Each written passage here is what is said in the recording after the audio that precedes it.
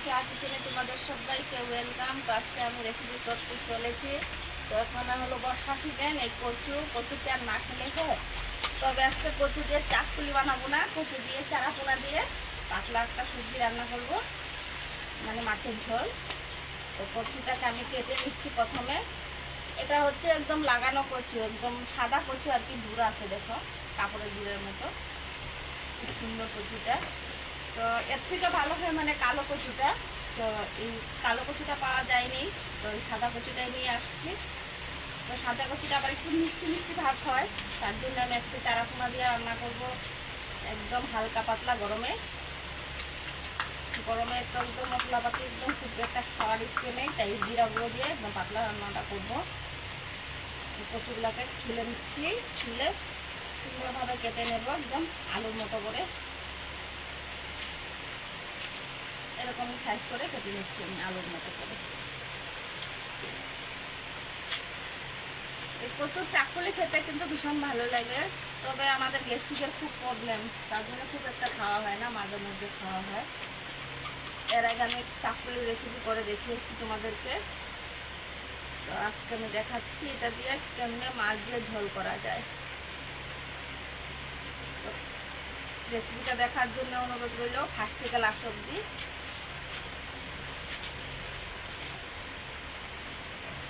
এইভাবে আমি কেটে নেব। কচুর সঙ্গে দুটো আলুও দিয়ে দেব আর একটি টমেটো দিয়ে আমি রান্নাটা করবো আজকে। এটা এটা কিন্তু পোকারা খেতে ভীষণ ভালো লাগে।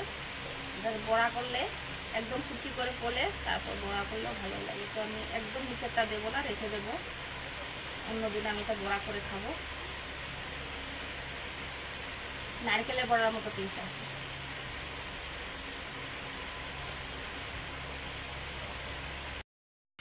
কচু আলু আর টমেটো কুচি নিয়েছি, পেঁয়াজ একটা বড় সাইজের কুচিয়ে নিয়েছি।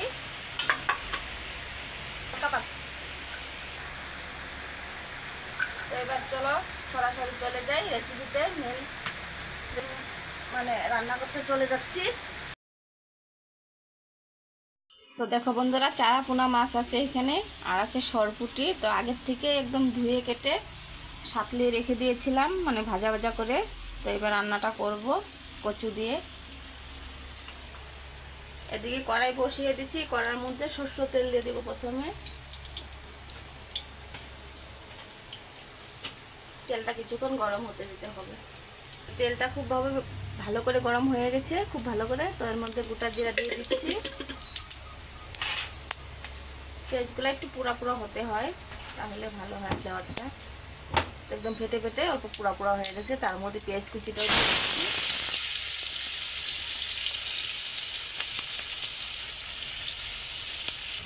তো পেঁয়াজগুলোকে একটু ব্রাউন করে ভেজে নিয়েছি, একদম কালো করিনি। তো এর মধ্যে এখন সবজিগুলো আমি অ্যাড করব। কচু আর আলুটা ভেজে নেব।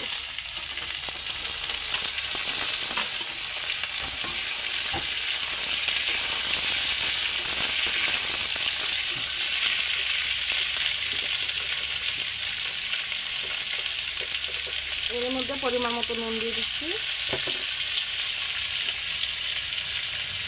আর হলুদ গুঁড়ো পরিমাণ মতো দিলাম।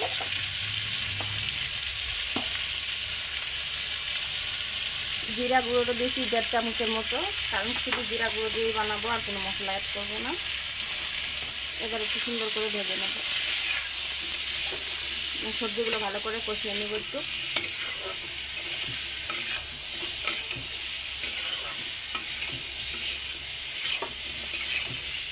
তো এখানে 5-6টার মতো লঙ্কা দিয়ে দিচ্ছি গোটাল। এখানে আর আমি বাটা লঙ্কাটা দেবো না, একটু জল দিয়ে বসিয়ে দিচ্ছি।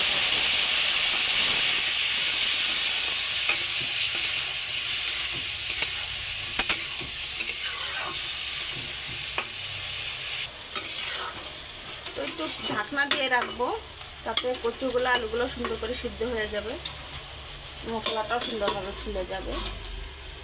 গোটা লঙ্কা দেওয়ার কারণ হচ্ছে গিয়ে আমার ছোট ছেলেটা একদম ঝাল খেতে পারে না, তো ওর জন্য অল্প নামিয়ে রেখে তারপর লঙ্কাগুলো চটকে দেবো। তো 5 মিনিট পর ঢাকনাটাকে উঠিয়ে দিয়েছি। তার মধ্যে একবার ঘেটে দিয়েছিলাম। তো দেখো একদম পুরো জলটা শুকিয়ে একদম তেলটা ছেড়ে দিয়েছে সবজির থেকে। দেখতেই পাচ্ছ তোমরা। এই কচুর সবজিটা রান্না করার জন্য খুব তেলের প্রয়োজন হয় না, অল্প তেলতে একদম চিপচিপা হয়, খুব ভালো লাগে। 1-2 মিনিট চার ভেজে নেব। খুব সুন্দর করে সবজিটাকে কষিয়ে নিয়েছি। এবার জল এড করে দেব। আমি এই মগ দিয়ে 1 মগ জল দিয়ে দিচ্ছি। এবার ঝোলটাকে কিছুক্ষণ ফুটতে দেব। ফুটে আসলে তারপর আমি মাছটা অ্যাড করব। তো ঝোলটা ফুটে গিয়েছে, তো এবার টমেটোটা অ্যাড করব। তো তোমরা চাইলে এটা সবজি কষানোতে দিতে পারো, তো আজকে আমি একটু অন্যরকম করে করছি। এবার মাছগুলো অ্যাড করে দেব।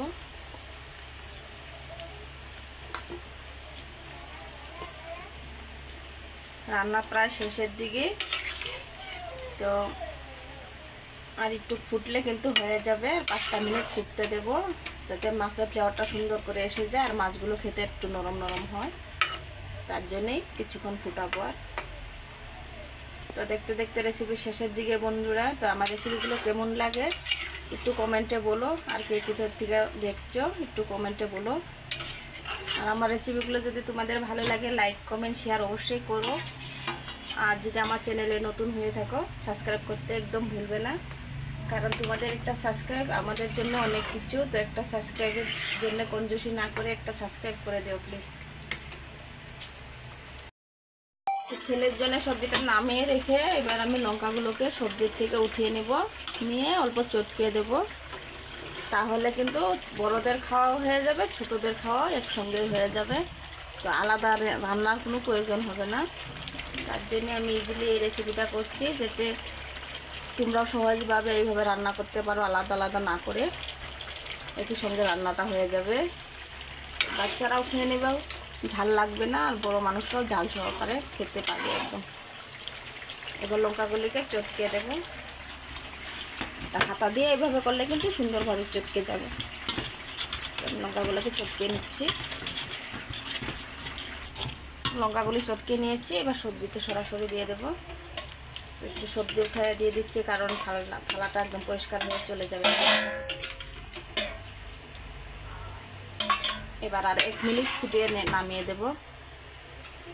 এটা এক্সট্রা ঝাল যে সেটা হবে না, কারণ লঙ্কাটা ভালো করে কষানো হয়েছে সবজির সঙ্গে। তো সবজিটা পুরোপুরি রান্না হয়ে গেল। এর মধ্যে একটু ধনিয়া পাতা কুচিয়ে দিচ্ছি।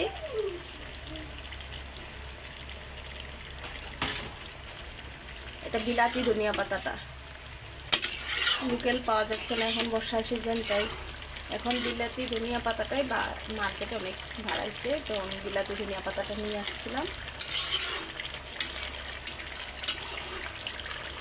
তো রেসিপি শেষ। এখন আমি গ্যাসটা বন্ধ করে আর কড়াইটাকে নামিয়ে নেব সবজিটাকে। তো নামিয়ে দিয়েছি সবজিটা, দেখো দেখতে কত সুন্দর হয়েছে। আর গরম ভাতের সঙ্গে এটা এই বর্ষা সিজনে এই রেসিপিটা কিন্তু খুব ভালো লাগে। তো প্লিজ ঘরে একবার হলেও তোমরা ট্রাই করে দেখো, ভীষণ একটা টেস্টি লাগে। তো যারা খেয়েছো তারা তো জানো, যারা এখনও খাওনি কচু দিয়ে তো খেয়ে দেখো, ভীষণ ভালো লাগে। তো আরেকবারও বলে দিচ্ছি, যদি ভালো লাগে তো প্লিজ একদম সাবস্ক্রাইব করতে ভুলো না, কারণ এটা হচ্ছে পরবর্তী যা রেসিপি আমি আপলোড করব সবার প্রথমে তোমাদের কাছে পৌঁছবে। আর সাবস্ক্রাইব করতে কিন্তু কোনো টাকা পয়সা লাগে না, তো প্লিজ সাবস্ক্রাইবটা করে দিও বন্ধুরা।